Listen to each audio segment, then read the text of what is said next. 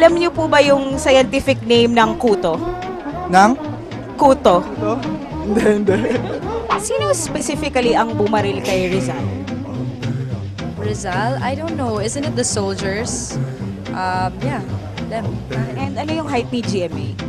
GMA, I think about 5 or maybe 4'11". By the way, what's the square root of 542?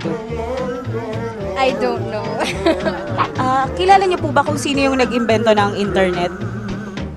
Ng internet. Hindi ko yata. Ano po yung English ng tabo? Tabo? Tabs. Kailan ang birthday ni Britney Spears? Yes?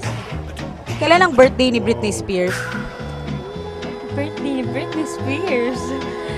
I don't know. By the way po, ano po sa tingin niyo ang nauna? Itlog o manok? Itlog o manok? Kailangan talagang ano? May nauna ba sa dalawa? Itlog, ano ka ba? By the way, who's the 7th president of the Philippines? I don't know. Sorry. Bakit maraming Koreans in the Philippines? Siguro kasi masarap ang pagkain dito. Diba? Actually, hindi ko alam. Actually, masarap talaga sa Korea. I had a good time there. Maganda, malinis, very organized.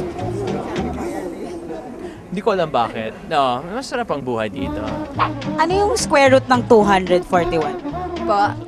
Anong square root ng 241? What? Bakit blue ang dagat? Why is the ocean blue? Well, God created the ocean blue, so I guess that's how He wanted it to look like. Mahal mo ba ako? Mahal mo ba ako? Yes, I love everyone, including you. Bakit po sa tingin niyo dumadami ang bakla sa Pilipinas? I like it. Mga kapatid ko yan, at saka hindi lang.